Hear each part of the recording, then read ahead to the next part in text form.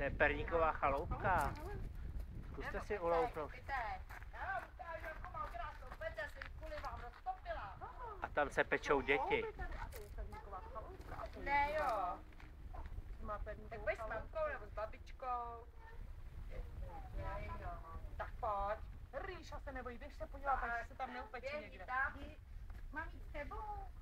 Prostě tam Babi, nelez tam do pece, nebo tě upeče. Babi, tebe si tam nechej, ty jsi dost vykrmená. To se nech v kapce, to máš.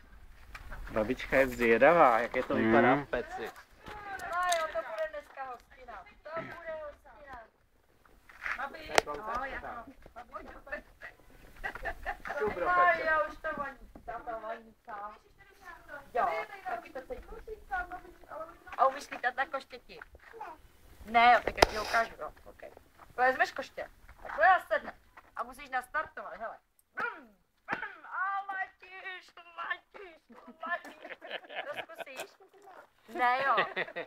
Ríša, jo. Ríša to zkusí nastartovat, Ríša. Nastartuj. Brum, jo, to je ono. A letí, jo. Pozor na Lucinku, ať ji nepropíchneš Kluci, koštětem. chceš zkusit letět na koštěti? Pojď, tak pojďte spolu, holky. Jděte spolu, spolu si sedněte. Líšo, dívej se, to bylo, kam to nejde. Ty nejsou tak šikovní, ale oni vyrostou. Tak, Ale už nechej, ale už jsou na koštěti. Pořádně dupni. Tak letíme. Lucinka je ruční brzda zatažená. Letíme. Jak Laurinka letí sama. Ne, jenom Ne, kousek, jo. tak pozor, nespadí. Ale dobrý. Ta Laurinka aspoň nastartovala. Tak já jsem se těšil, že se našli moje brýle, aby se nenašli. To je škoda. A prosím.